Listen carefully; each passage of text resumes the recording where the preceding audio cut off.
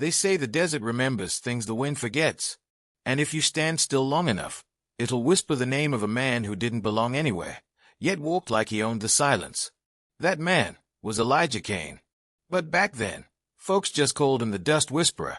The town of Larkspur Bend wasn't on most maps. Just a crooked line of buildings squatting between sun-scorched ridges and a sky so wide it could swallow you whole. The wind never stopped, always dragging dust like secrets too stubborn to settle. Late one July afternoon, as the sun dipped like a blood coin into the horizon, a stranger came riding in. Alone. No bag. No rifle. Just a long brown duster fraying at the seams and a wide-brimmed hat pulled low over his eyes.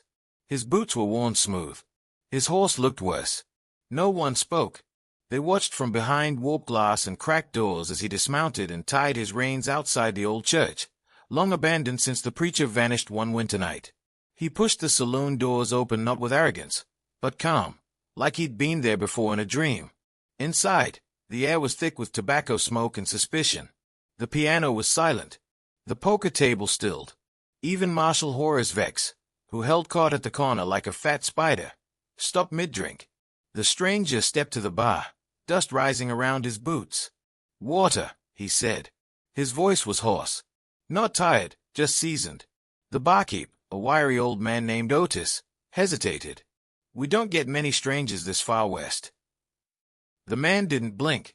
"I don't stay long." "Name?" "Don't matter." Marshal Vex stood. He was built like a barn and just as subtle. His silver star caught the light, but the real badge of power was the six-shooter on his belt and the gang of thugs lounging behind him, men with names like Cutter, Finch, and Red Lyle. "Well now," Vex said, his voice oozing. "A man who don't give his names either got too many enemies, or too few teeth." The stranger turned slightly, revealing a scar that ran down his jawline like a dried riverbed. "Maybe I got just enough of both." There was a beat, one of those long, taut silences that towns remember. Then Vex laughed, waved his hand, and let the moment pass. But others didn't forget it.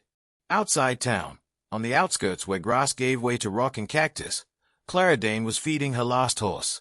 She was 30, but life had carved lines in her face too early. Her husband, Jeb, had died the year before in a bonfire that no one had dared investigate, because the land he'd refused to sell stood in Vex's way. She wiped sweat from her brow when she heard the hooves. The stranger approached slow, head lowered. Not threatening, just deliberate. Like a man who understood that surprises caused bullets. "You Clara Dane?" he asked. She narrowed her eyes. "Depends who's asking." He lifted his hat just enough for her to see his eyes. Not cruel, not wild. Just steady. "I heard you're the last one holding out." "Who told you that?" "Wasn't told. Just listened." She crossed her arms. "You with Vex?" "If I was," he said, "you'd already be bleeding." They stared at each other. Coyotes howled in the distance.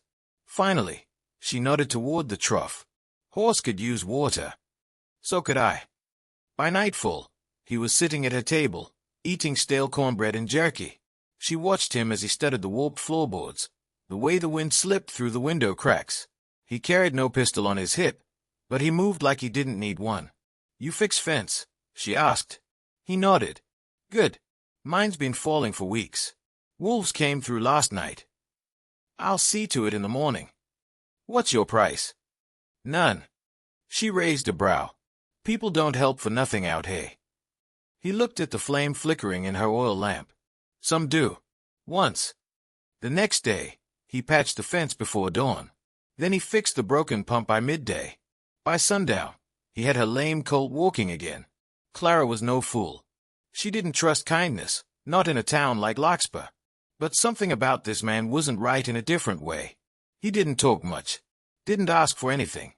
And yet, every time she looked at him, she felt like he was listening, not to her words, but to the land itself. 3 days passed before the trouble came. It rode in the form of Red Lyle, one of Vex's more impatient deputies. He and 2 others rode up fast, kicked dust across Clara's garden, and started shouting. "Requisition notice. This ranch now belongs to Larkspur for protective development." Clara stepped out with a rifle across her chest. "You can tell Vex to eat sand." Red grinned. Now. No need for sass. Just sign the paper, Miss Dane. Ain't no bullets in that rifle anyway. Click. The stranger stepped out of the barn, silent as a ghost. A sawed-off shotgun rested in his hands. His eyes were steady, cold. You'd be wrong about that. Red turned. And who the hell are you? The man stepped closer. The end of your sentence. Red reached for his gun, too slow. The stranger didn't fire. He just stared. Somehow, that was worse. Red's hand froze. His face twitched. Then he slowly raised both arms and backed away. We'll be back, he snarled. The man said nothing. That night, Clara poured him coffee by the fire. You didn't have to do that. I did. Why? He looked at her. Not through her, at her. With weight. Because some things don't belong to men like Vex. Like what? Land. Peace. Widows with pride. She blinked. You talk like a preacher. He smirked. Used to be. You still are. I lost the faith when they burned the church with folks inside. The wind howled. Coyotes cried again. And Clara Dane, proud, broken Clara, didn't ask anything else. That's how it began. The legend of the Dust Whisperer. A man with a past sewn shut and a compass that never pointed north, only toward what was right. And as the old storyteller will tell you, the night he stood between a widow and a badge marked with blood was the night everything in Larkspur Bend began to change. That's it, for now. The morning after the standoff, Clara Dane found herself staring out across her brittle fields. Dew clung stubbornly to the yellowing grass, as if the land still believed in rebirth. She didn't. Behind her, the stranger, Elijah, was repairing the corral post with a kind of reverence that didn't match his frame. His movements were deliberate, as though he wasn't just fixing wooden wire but stitching something deeper back together. Clara walked out with 2 tin cups of coffee. You always build fences this straight. He took the cup, nodded. Fences are honest. People, not always. She gave a faint laugh. That's true.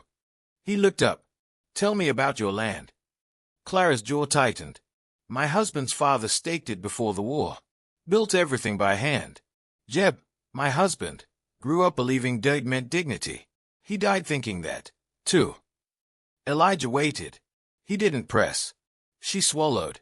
Last winter, Vex came by with papers. Said the county needed to reclaim territory for expansion. I said no. A week later, barn caught fire in the night. Jeb got trapped under the beam. They ruled it accidental. She looked away. But I knew better. A pause. You stayed anyway, Elijah said. This land remembers Jeb. I won't let Vex erase him. He looked to the scorched patch where the barn had once stood. Then we rebuild. That week passed slow. Elijah worked like a man who owed the earth something. He dug a new well line, patched the roof, even helped Clara train his stubborn young colt. By the 3rd day, the animal followed him like a pup. At night, Clara would catch glimpses of him by the firelight, his face unreadable as he sharpened an old knife or cleaned his boots with worn cloth. One evening, she saw him hold a small compass in his palm, rubbing the edges like it was sacred. Only, the needle didn't move. You ever gonna tell me where you came from? She asked him once. Elijah didn't look up. From a place where truth got buried under medals. You talk like a soldier. I was. A long time ago. Clara's fingers curled around her cup. We lost a lot of good men in the war. Not all of them were good, he said quietly. She wanted to ask more, but something in his silence made her stop. He wasn't hiding shame. He was guarding something worse, remorse. The peace didn't last. On the 5th night, Clara woke to flames licking the edge of the sky. The side shed was on fire. She grabbed her rifle and sprinted out, heart pounding. Shadows moved beyond the blaze. 3 men, faces wrapped in cloth, one holding a lantern, another with a chain. Elijah, she shouted. He was already there, emerging from the dark like a ghost. Before she could blink, he flung a rock that struck the lantern carrier in the temple. The man went down hard. Gunshots cracked. One bullet grazed Clara's arm. Another embedded in the barn door. Elijah charged low, tackled the second man, and slammed his fist into the outlaw's jaw with surgical precision. The third ran, vanishing into the brush. By the time Clara could breathe, The fire was dying and two men lay groaning in the date. Elijah knelt beside her. "You hit." "Just a scratch." He tore a strip from his sleeve and wrapped it around her arm without a word. "You fight like a soldier," she whispered. He met her eyes. "That part of me doesn't die easy." Later, as they doused the embers and tied up the intruders, Clara noticed something fall from Elijah's duster, a war badge, dulled by time and soot. Not just any badge, Union cavalry, and not standard issue. She picked it up. This was Jeb's regiment. Elijah stiffened. "You knew my husband?" "I knew his company," he said. "We crossed paths at Devil's Mesa. Winter of '65. Clara narrowed her eyes. "What happened there?" Elijah didn't answer. The next day, Clara visited old Tobias, a retired sheriff-turned-blacksmith. He'd seen too much to lie anymore. "Devil's Mesa," he said, when she asked. "That was a massacre. Supposed to be a supply post. But half the troops vanished. Rumors said someone blew the cave intentionally. Government called it an accident. Those who survived didn't come back the same." Clara swallowed hard. "Was Vex there?" Tobias nodded slowly. "Him and one other. Elijah Kane." Her breath caught. "He was a chaplain, if I remember right. Preacher who enlisted. Said God called him to serve and save." "What happened to him?" "Vanished. Folks thought he died in the collapse. But maybe God had other plans." Back at the ranch, Clara confronted Elijah. "You lied." "No," he said. "I omitted." She held up the badge. "You knew Jeb." "I knew what he stood for." "You knew what Vex did." Elijah sighed. "I knew the kind of men who walked away from Devil's Mesa without looking back." She stepped closer. "Tell me the truth." He looked out over the land before he spake. "I was a man of God once. Preached mercy, justice, all that. When war came, I signed up to minister to soldiers. Thought I could keep men from becoming monsters. I was wrong." "What happened?" "We found out the locals near the Mesa were hiding rebels. Vex ordered a sweep. But it wasn't just rebels we found. There were women, children, elders. Vex didn't care. Said they were collateral. I tried to stop it. He left me in that canyon with a bullet in my leg and a fire in my chest." Clara felt her knees weaken. "I crawled out 2 days later," Elijah continued. "Buried what I could. Swore I'd never wear the cloth again. Not while men like him wore stars. And the compass belonged to a child. One of the few I couldn't save. Her name was June. It don't point north, but it reminds me where my soul's buried." That night, Elijah opened his Bible by the fire. But inside were no scriptures, only names. Dozens, written by hand in neat rows. At the center, carved into the leather, Vex. Clara ran her fingers across the names. "You're not just here to protect me," she said. "You're here to finish something." Elijah didn't deny it. But he wasn't the only one moving pieces. Across town, Vex gathered his enforcers in the old jailhouse. Redlaw was nursing a broken cheekbone. Cutter was sharpening his blade. "She's harboring a wanted man," Vex snarled. "Kane's not just a drifter. He's a deserter. A traitor.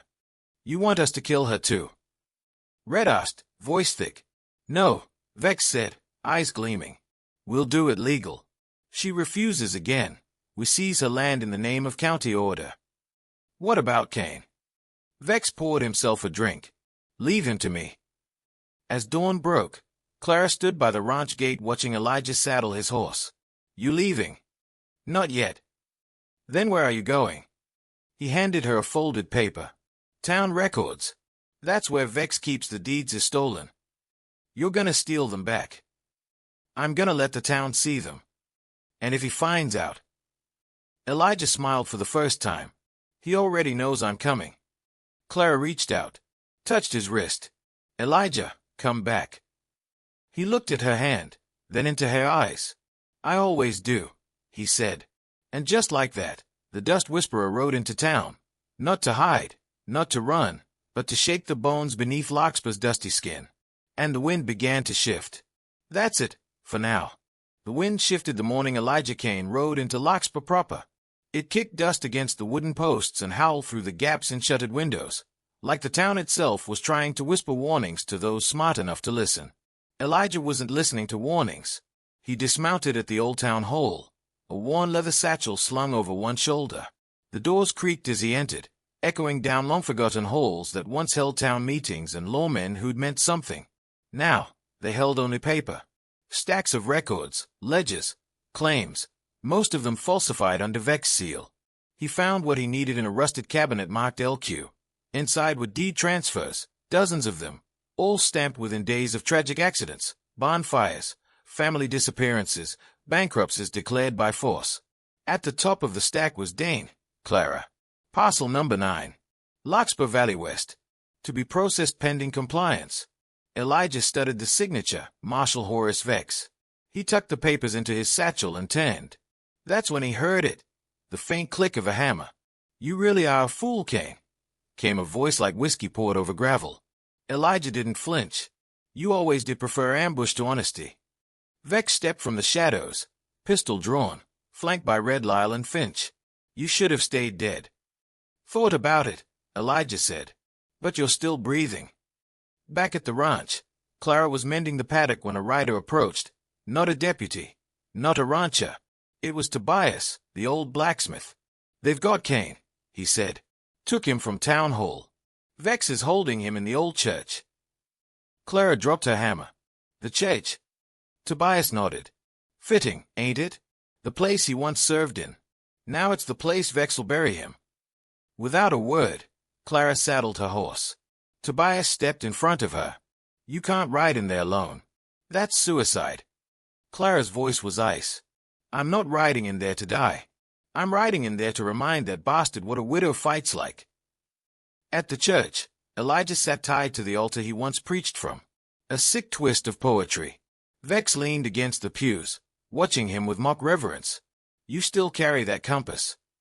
Vex asked. "I remember the girl. Pretty thing. What was her name again?" "June." Elijah didn't respond.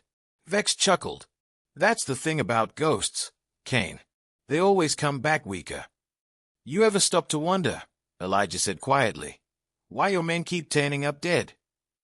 Vex froze. "You think this town fears you. But I've been whispering to them, one by one, and they're remembering what justice looks like." "Justice?" Vex snarled. "You were a man of God. Now you're just a relic with a gun." Elijah's eyes glinted. "So are you."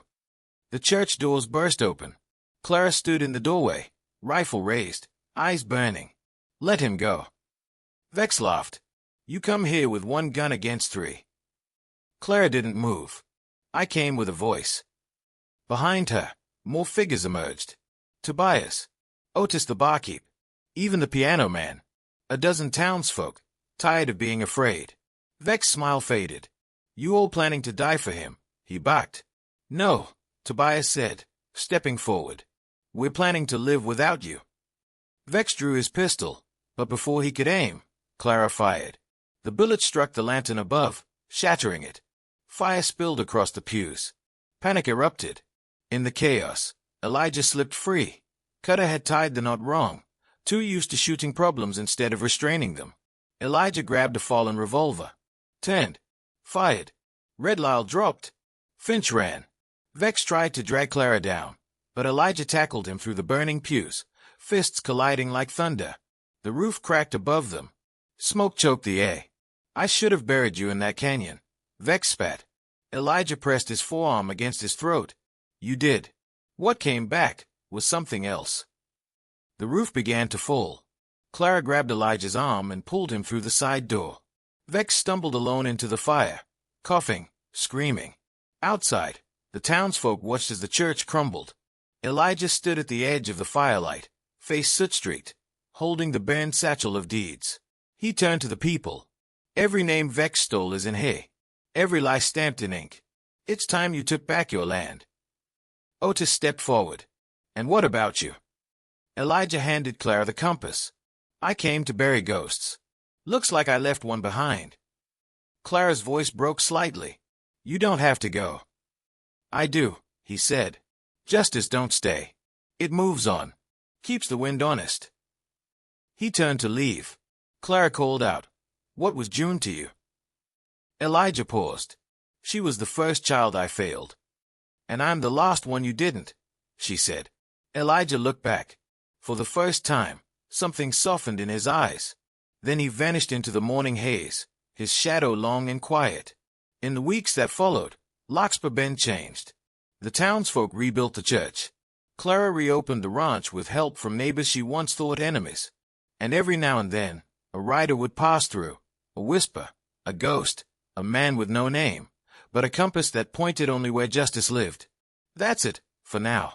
Would you like me to now craft section 4, or generate supporting cinematic elements like overlay texts, image prompts, or thumbnail titles for YouTube video production? You said, construct section 4, with a clear, focused narrative that introduces the main characters and central conflict. Use a diverse vocabulary and ensure each sentence contributes to advancing the plot or deepening character understanding. Limit the section to 2,000 words, and avoid introducing any elements that do not serve the story's immediate needs. Structure the section to have a satisfying end, yet encourages continued reading. ChatGPT said, "Here is section 4 of your cinematic Western short story. The Seduction of the Wild West, a 2025 cowboy adventure." This final section brings closure, justice, and emotional resolution while preserving the legendary, folklore-style tone that invites the story to live on. Section 4. The Seduction of the Wild. A man's name dies when no one speaks it. But a legend don't need a name. It just needs a reason. Old storyteller of Larkspur Bend. The fire took the old church by sunrise, smoldering in ashes that danced with the desert breeze. By midday, Marshal Horace Vex had vanished from Larkspur Bend. Some said he burned inside. Others whispered he slipped into the canyons like a snake shedding skin. No one looked for the truth. No one needed to. Elijah Kane was gone, but his silence remained like a hymn in the bones of the town. A week passed before Clara Dane returned to her land as its rightful owner. The blacksmith, Tobias, helped rebuild the gate. Otis from the saloon brought nails and boards. Even Finch, the deputy who once rode with Vex, laid down his pistol and picked up a hammer. Something had shifted in Larkspur Bend. The fear that once coiled in alleyways had loosened. Children played in the dust again. Men tipped their hats with purpose. Women spoke without glancing over their shoulders. And in the center of it all stood Clara, no longer just a grieving widow, but the soul of a land resurrected. She never stopped watching the ridge. Every morning at dawn. Every evening before bed. Watching for the man with the ghost in his eyes and a compass with no north. Then came the letter, folded inside a boot satchel dropped at her doorstep by a boy too scared to speak. No name. No seal. Just a single sheet of yellowed parchment, weathered by wind. Clara, if you're reading this, then I've left more than I ever intended. A man like me wasn't built to stay, only to set things right long enough for others to rise. That town is yours now. That land is your truth. Keep it honest. Keep it wild. And when your colt learns to run, name her June. She'd like that. E.C. Tess came, soft and unannounced. She tucked the note beside the compass, now sitting on the mantel in place of her wedding portrait. Months rolled like thunderclouds across the plains. The seasons turned the grass from gold to green and back again. Larkspur healed. But the West didn't forget Elijah Kane. His name became a murmur in passing conversations. Outlaws spoke it at night around fires, warning each other about a drifter who shot without hesitation and prayed after the bullet landed. Ranchers told their sons about the man who stared down a badge and made it blink first. And somewhere near the old border towns, a tale emerged, of a preacher with war behind his eyes and a revolver filled with names. They said he'd ride into trouble like it was a Sunday sermon. They said he listened to the wind. They said his compass never pointed north, only to injustice. Then, one summer evening, Larkspur gathered at the new church. Fresh wood, fresh paint, same cross. The townsfolk came to honor the day the fire started, and the day the fire was put out. Clara stood at the pulpit. The sun was behind her, casting a long shadow across the pews. "I used to think a man needed to stay to make a difference," she said. "But now I know. Some men don't belong to one place. They belong to the land itself." She held up the compass. "He left me this. Said it didn't point north. Said it pointed home." The congregation fell silent. Then, from the back row, a small girl raised her hand. "Will he come back?" Clara smiled. Not with sorrow, with certainty. One day, she said, when justice forgets how to ride, he'll teach it again. Some say Elijah Kane headed south, chasing a corrupt rail baron across the Texan line. Others claim he walked alone into Apache territory to trade peace for his life. A few even swear they saw him in a mining town where the sheriff died with a bullet shaped like a cross. But the storyteller will tell you something different. He'll lean close to the fire and whisper. He rides still. Out there, in the places where law turned sour and hearts tained hard. He don't leave tracks. Just quiet. Just questions. And a single message scratched into wood or stone wherever he's been. Heard the wind. Followed it, hey. So if you ever find yourself on a road with no name, if the sun sets too red and the silence grows too thick, if you hear the creak of leather and the hush of boots and dust, look twice. And if you see a man with a preacher's stare and a gun too old to miss, you'll know. The Wild West ain't done yet. That's it. For now. The fire took the old church by sunrise, smoldering in ashes that danced with the desert breeze. By midday, Marshal Horace Vex had vanished from Larkspur Bend. Some said he burned inside. Others whispered he slipped into the canyons like a snake shedding skin. No one looked for the truth. No one needed to. Elijah Kane was gone. But his silence remained like a hymn in the bones of the town. A week passed before Clara Dane returned to her land as its rightful owner. The blacksmith, Tobias, helped rebuild the gate. Otis from the saloon brought nails and boards. Even Finch, the deputy who once rode with Vex, laid down his pistol and picked up a hammer. Something had shifted in Larkspur Bend. The fear that once coiled in alleyways had loosened. Children played in the dust again. Men tipped their hats with purpose. Women spoke without glancing over their shoulders. And in the center of it all stood Clara, no longer just a grieving widow, but the soul of a land resurrected. She never stopped watching the ridge. Every morning at dawn. Every evening before bed. Watching for the man with the ghost in his eyes and a compass with no north. Then came the letter, folded inside a boot satchel dropped at her doorstep by a boy too scared to speak. No name. No seal. Just a single sheet of yellowed parchment, weathered by wind. Clara, if you're reading this, then I've left more than I ever intended. A man like me wasn't built to stay, only to set things right long enough for others to rise. That town is yours now. That land is your truth. Keep it honest. Keep it wild. And when your colt learns to run, name her June. She'd like that. E.C. Tess came, soft and unannounced. She tucked the note beside the compass, now sitting on the mantel in place of her wedding portrait. Months rolled like thunderclouds across the plains. The seasons turned the grass from gold to green and back again. Larkspur healed. But the West didn't forget Elijah Kane. His name became a murmur in passing conversations. Outlaws spoke it at night around fires, warning each other about a drifter who shot without hesitation and prayed after the bullet landed. Ranchers told their sons about the man who stared down a badge and made it blink first. And somewhere near the old border towns, a tale emerged, of a preacher with war behind his eyes and a revolver filled with names. They said he'd ride into trouble like it was a Sunday sermon. They said he listened to the wind. They said his compass never pointed north, only to injustice. Then, one summer evening, Larkspur gathered at the new church. Fresh wood, fresh paint, same cross. The townsfolk came to honor the day the fire started, and the day the fire was put out.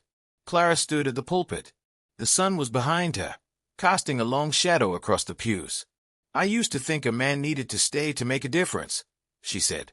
But now I know. Some men don't belong to one place. They belong to the land itself. She held up the compass. He left me this.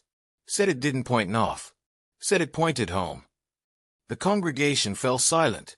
Then, from the back row, a small girl raised her hand. Will he come back?